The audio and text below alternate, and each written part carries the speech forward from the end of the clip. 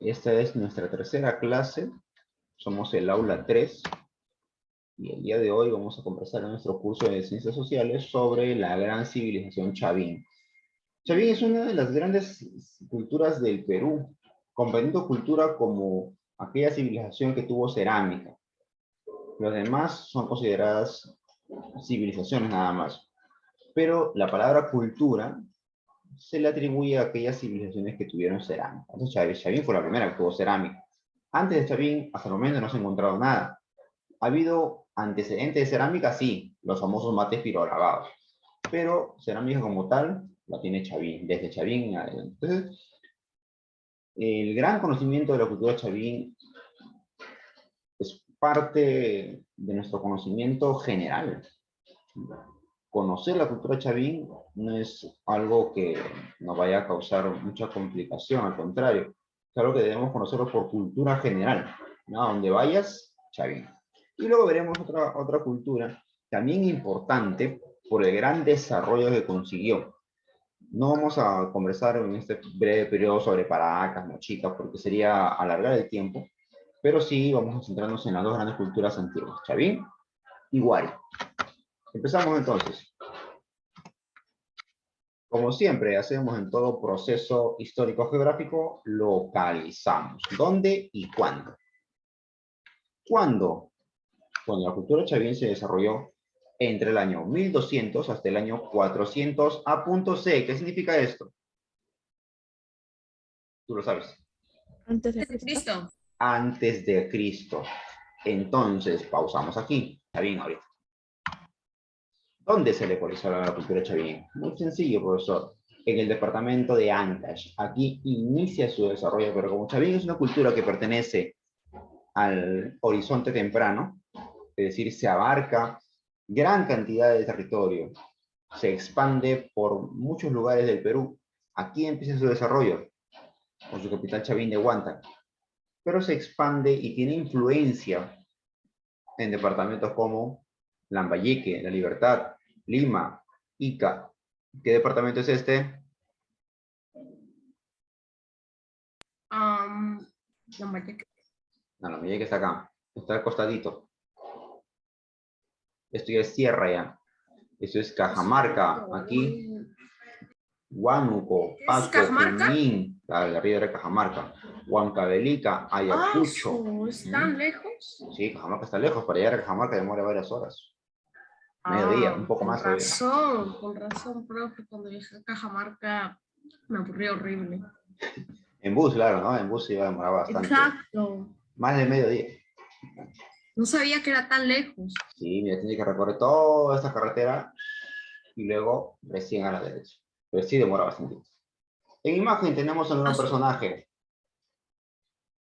Es el más grande arqueólogo nacional, el más grande arqueólogo del Perú. ¿Lo reconoces? Hasta tiene su firma ahí. Arqueólogo. Basader es historiador. Julio César Vallejo. Tello. No, Julio César Tello. Vallejo es literato. Tello es arqueólogo. Él, dentro de toda su hazaña, descubrió Chavín, Paraca, Mochica, Nazca, Huari, Tiahuanaco, Incas, entre otras. Pero sabía que el tiempo le iba a quedar muy escaso. Así que mientras iba descubriendo y seguía viajando, anotaba lo que había encontrado y lo volvía a enterrar. ¿Para qué? Para que el tiempo no maltrate esas evidencias que él ha encontrado. ¿A qué nos referimos con el tiempo? Lluvia, sol, viento, que también desgasta, erosiona, corroe, animales, y lo que es peor, ¿quién es el peor contaminante del mundo? ¿El humano? El ser humano. Entonces, para que los huaqueros y los saqueadores de huacas no vayan y se lleven la cerámica, las momias, Tello encontraba algo y sabía que no iba a poder estudiarlo porque no tenía tiempo, lo enterraba. Apuntaba a la localización que él los encontró y lo enterraba para que la gente pase por ahí y no vea nada. Y después se hagan las investigaciones. Mucho de los incas de Huari ha sido gracias a las investigaciones de Tello, pero él se dedicó básicamente a estudiar Chavín y Paracas. ¿Qué dijo sobre Chavín? Lo que Tello dice es esto. Chavín es una gran cultura. De aquí nacen las demás culturas del Perú. Es como la madre de todas las culturas del país. Por eso lo llamó cultura matriz.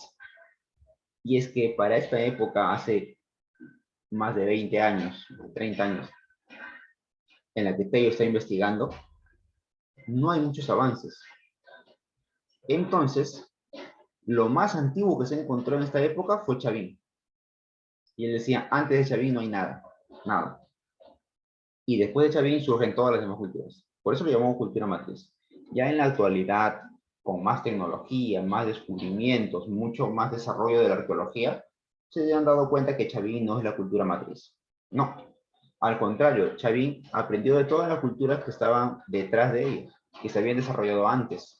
Todas las del periodo lítico, periodo arcaico superior, como por ejemplo Sechín, Cunturhuasi, Cerro Paloma, Garagay, Cotox, Huacaprieta, Telarmachay, Piquimachay, Nanchoc, de todas esas culturas, Chavín aprendió y pudo desarrollarse como tal. Por eso hoy en día se conoce Chavín como cultura síntesis, ya no cultura matriz, cultura síntesis, este es lo ideal, ¿no? Es una síntesis de todo lo que ocurrió antes de Chavín. Lo tenían los sacerdotes. Estos sacerdotes le decían al pueblo, mira, yo me comunico con los dioses. El dios jaguar, el dios serpiente, el dios cóndor, yo me comunico con ellos.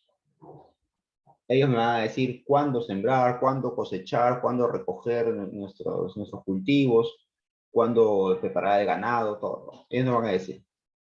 Ustedes solamente obedezcan. Y como las predicciones de estos sacerdotes eran verdaderas, la gente le creía. Uy, el sacerdote tiene razón, mira, justo ha salido el sol cuando el sacerdote dijo. Justo la luna ha desaparecido cuando el sacerdote me lo ha comentado. Entonces la gente le empezaba a creer. Y el sacerdote exigía algo a cambio. Como no había dinero en esta época, lo que exigía era productos, comida, víveres, ropa, servicios, trabajo. Y de esa manera el sacerdote, que supuestamente se comunicaba con Dios, gozaba de todos los beneficios sin trabajar. ¿Cuál era su único trabajo? Él decía que se comunicaba con Dios, pero nosotros sabemos que eso no es cierto. Entonces, ¿cuál era su función? ¿Qué es lo que hacía el sacerdote para tener tanta credibilidad y que tanta gente le crea y le siga? El sacerdote era un científico, observador de la naturaleza. Él se sentaba horas y horas observando el firmamento, las estrellas, el movimiento de las nubes, la dirección, el color de las nubes, están de repente negras y se da cuenta que están cargadas de agua, va a llover. Él lo aprende y ese fenómeno se repite, entonces ya sabe lo que va a pasar con la naturaleza. Observaba el movimiento de la luna, las fases lunares, las estaciones. Era un observador, era un científico. Y con ese conocimiento de la naturaleza podía dominar al pueblo. La gente más se concentraba en trabajar y se olvidaba de su entorno, pero el sacerdote no. Él observaba la naturaleza y ese conocimiento no se lo daba al campesino. No le decía, mira, pasa por eso, pues no. Él decía, Dios me ha hablado a mí. Así que siembren hoy día, cosechen en 3 meses. El sacerdote hacía eso. Y ese conocimiento lo pasaba a su hijo. Su hijo seguía aprendiendo y ese nuevo conocimiento lo pasaba al nieto. El nieto ya tiene más conocimiento, pero va a seguir siendo un observador y lo pasaba al bisnieto. Y de esa manera el conocimiento se transmitió de sacerdote en sacerdote. Respecto a su economía, ¿qué pasó en su economía? Bueno, ya para esta época en el Perú se ha desarrollado la agricultura y la ganadería, desde el arcaico superior. Entonces Chavín ha consolidado ese conocimiento y empieza a trabajar ampliamente la agricultura. Para eso construye estos canales de irrigación. Mirá, por acá se han puesto bloques de piedra muy juntitos, uno se quita al otro, y se ha hecho una especie de camino para desviar el movimiento del agua, el trayecto del agua. Y por acá pasaba agua. Entonces, y esto funciona hasta el día de hoy, ¿eh? Hasta el día de hoy. Tú vas de viaje allá esta zona de Ancash, vas a ver el agua circulando por acá. Yo lo he visto, entonces, funciona hasta el día de hoy. De esa Ah, sí. manera, los chavín pudieron desarrollar agricultura, tenían comida para todos. No faltó comida para nadie. ¿Por qué? Por el conocimiento del sacerdote, con el conocimiento de la naturaleza. Y también va probando qué tipo de recurso puede servir para fertilizante, para que las plantas crezcan mucho más grandes, y qué tipo de recurso no sirve. También todo eso prueba el sacerdote. Es un científico, pues, va experimentando, ¿ya? De manera complementaria, aparte de la agricultura, trabajaron la ganadería y la pesca. En el aspecto social, no todos van a ser iguales, no creas que todos serán felices, no. Aquí en imagen estamos viendo a un clásico sacerdote chavín. Hubo todo un documental, una gran investigación para hacer una pequeña película, entre comillas, un reportaje de aproximadamente 1 hora y media, en la cual nos mostraban la forma de vida de los chavín. Él es un sacerdote, máxima autoridad, el más importante, jefe, pero que no solamente tenía el conocimiento de la naturaleza, tuvo que buscar la forma de que la gente le haga caso. Y para eso usó el miedo, el temor. Para convertirse en autoridad, tuvo que vestirse y tratar de verse terrorífico, como lo puedes ver en imagen. Dientes con colmillos, rasgos felínicos y como si estuviera molesto, garras en vez de uñas y una corona que lo hace ver más alto que los demás, además de oro encima. Al ser de oro, él dice, el oro es representación de los dioses, un báculo que le da autoridad. Él va a ser la máxima autoridad de Chavín. Luego se encontraban los otros sacerdotes secundarios, algunos administradores del imperio también, los famosos escribas. Chavín nunca tuvo un ejército. Si se expandió por gran parte del territorio peruano, fue gracias a las predicciones de los sacerdotes, que eran muy acertadas, y la gente decía, uy, mejor lo sigo a él, porque es muy bueno con lo que dice. Todo lo que dice se cumple, entonces mejor le hago caso. ¿Mm? Gracias al temor y a las predicciones. Y ya en la última escala de la pirámide social ya estaba pues, el pueblo, los ganaderos, los pescadores, artesanos, ya, la última escala.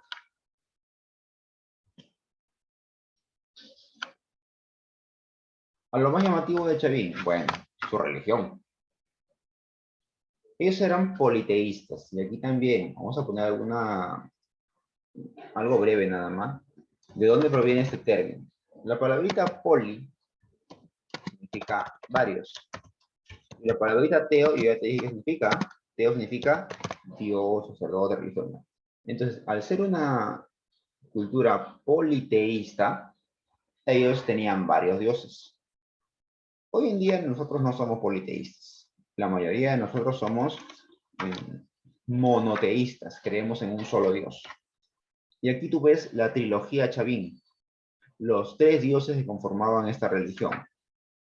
El felino, o jaguar o puma, la falcónida o el cóndor andino, y la serpiente, representando pues toda la creencia de esta época, ¿no? Estos 3 animalitos van a verse reflejados en las manifestaciones que hacen los chavín. Sus dioses, que van a ser grabados en piedra, tienen estos rasgos felínicos, de serpiente y de ave.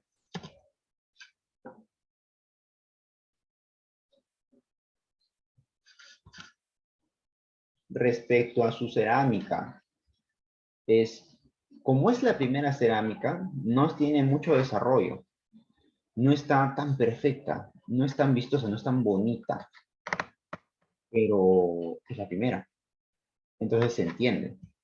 Características básicas. ¿Qué forma tiene esta cerámica? Cuadrada, globular, plana.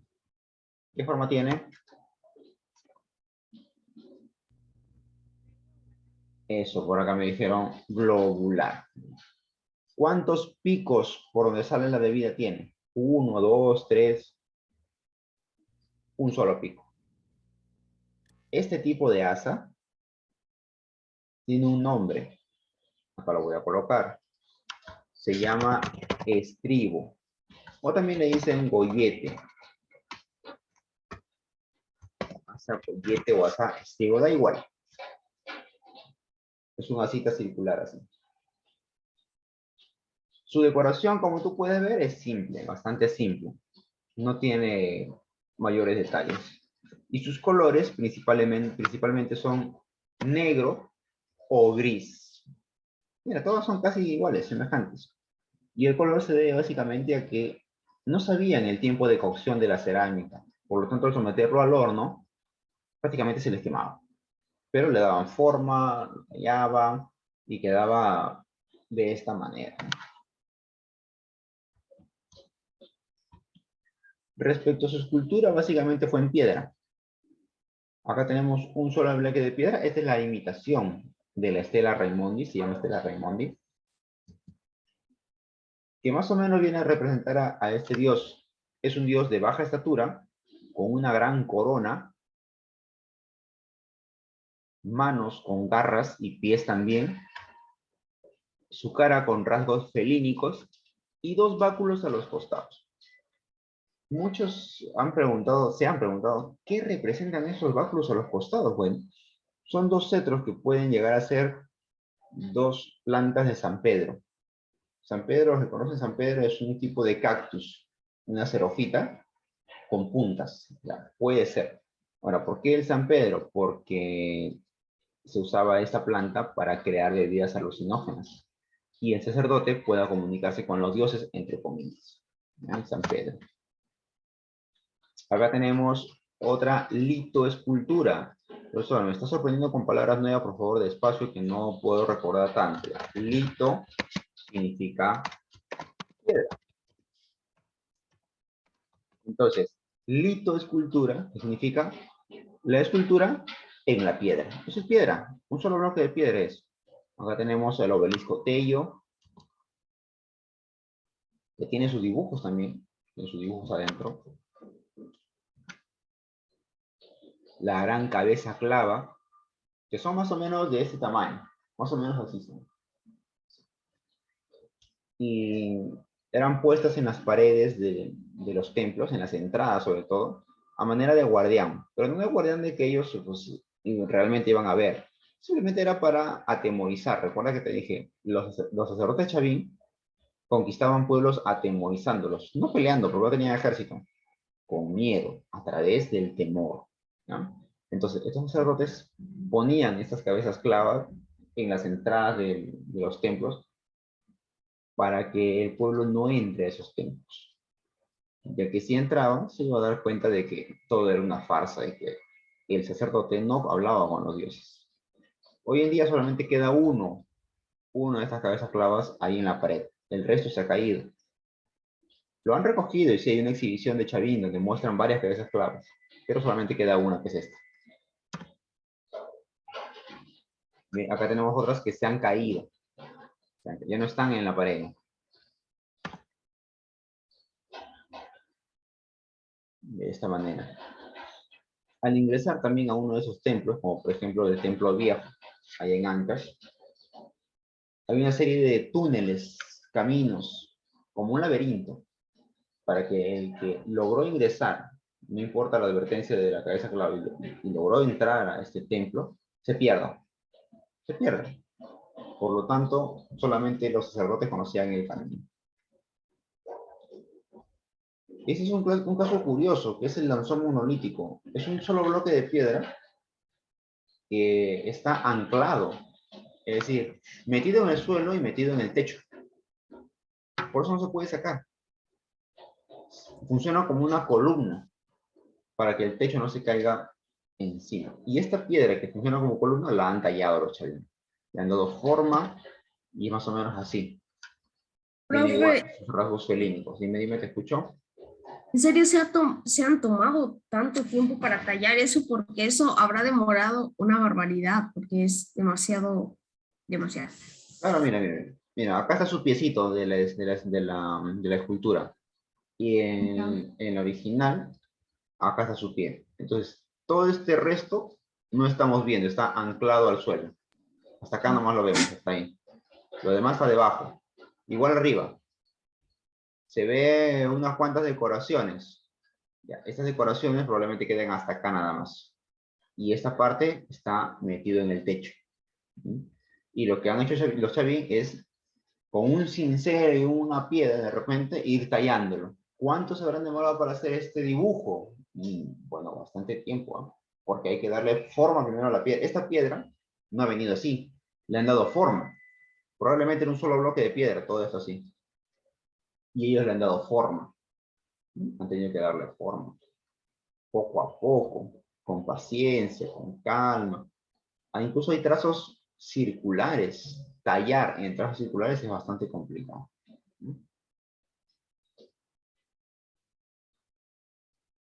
Este se lanzó monolítico. Vamos a la autoevaluación, a ver. Aquí, en la pregunta 1, vamos con la segunda.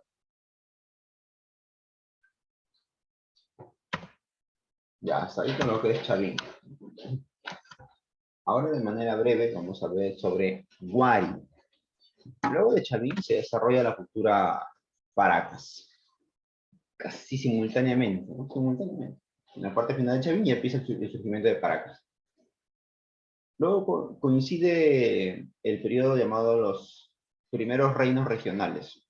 Mochica en el norte, Nazca en el sur. Hay otras, como por ejemplo Huarpa, Lima.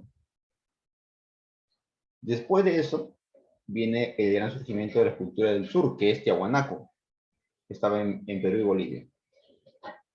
Cuando se desarrolla Tiahuanaco, que es un estado colonizador, comercial,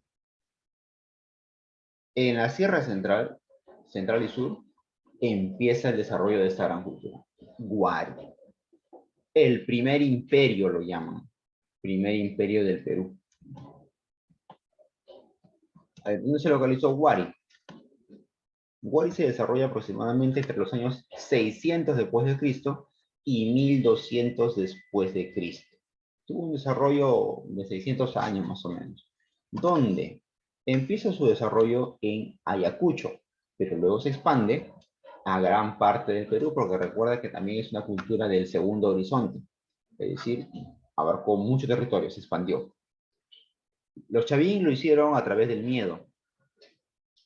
Su sacerdote infundía temor. Pero los Wari no lo hicieron a través del miedo, sino a través de la violencia. Otro tipo de miedo, porque los Wari sí tenían un ejército. Ayacucho, ¿no? Aquí. Y luego ya se expandió por gran parte del Perú. Su descubridor fue el gran arqueólogo Luis Lumbreras, antropólogo, perdón, Luis Lumbreras. Y lo que dice Luis Lumbreras es que la cultura Wari surge de la desintegración de tres culturas anteriores: Nazca, Huarpa y Tiahuanaco. Por eso que Wari tiene muchas características similares a lo que fue Nazca, a lo que fue Tiahuanaco, a lo que fue Huarpa, por ejemplo. ¿Cómo fue su organización? Bueno, en el aspecto económico, la cultura Wari son pioneros del sistema de andenes. Esos andenes que usan los incas, ya los Wari lo crearon. Solo que los incas lo difundieron. Lo hicieron, lo mejoraron, lo perfeccionaron, pero los Wari lo crearon. Ya usaban los Wari estos andenes. Andenes que hoy conocemos en Caica, ¿no? De esta manera, son terrazas agrícolas donde se puede sembrar, cosechar y cultivar. A su vez, practicaron la ganadería. Esto lo aprendieron de los tiahuanacos. Los tiahuanacos eran muy buenos ganaderos, pastores de estos animalitos, los famosos camellos sudamericanos: llama, vicuña, alpaca, guanaco, y los Wari lo aprendieron. En el aspecto político, es decir, su forma de gobierno, bueno, Wari fue un estado teocrático militar, pero que con el paso del tiempo se convirtió en un imperio. Lo consideran el primer imperio del Perú. Tenemos que ponerlo acá para que no te vayas a olvidar. Así lo consideran. Primer imperio del Perú. Antes de los incas todavía. Ya había un imperio ya, que conquistaba con violencia, que eran los Wari.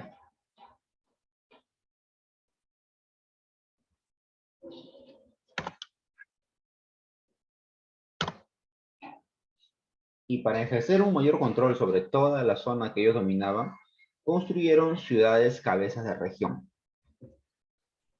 ¿Qué son esos? Son lugares importantes. Desde allí se controla toda la localidad. Por ejemplo, Jequetepeque, Huiracochapampa, Huilcahuaín, Cajamarquilla, Pachacamac, Guaribilca, Guaripiquillaca, etc.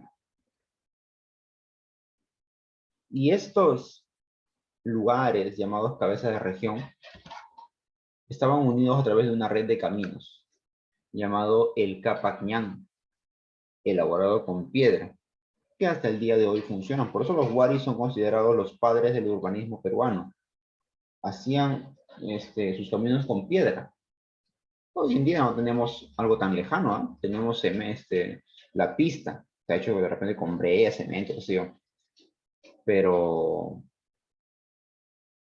los Wari ya lo hacían en el Perú con piedra. Así como Roma, que estaba empedrada, los Wari también empezaron a hacer sus caminos de piedra. Esos caminos iban más o menos así. Así.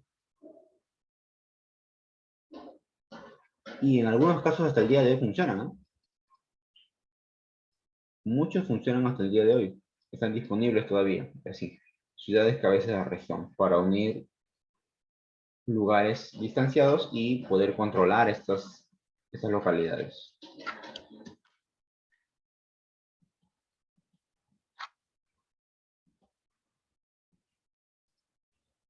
Al igual que en Chavín, Guari va a ser una sociedad injusta. Una sociedad donde algunos tienen todo y muchos no tienen nada. ¿Quién tiene todos los privilegios? Los sacerdotes. Debajo están los guerreros, menos importantes los comerciantes, artesanos y mucho menos importantes los campesinos. Los hacían creer que no eran importantes, que no valían la pena apostar por ellos.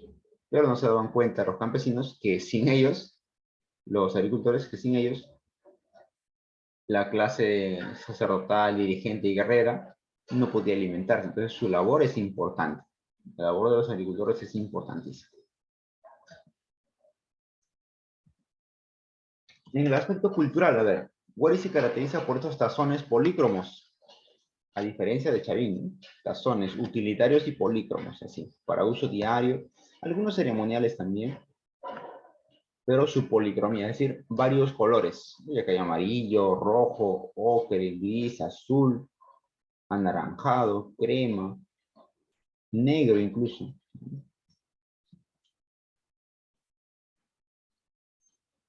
Y también tuvieron pues otros diseños, ¿no? Como este que está acá, una mano, ¿no?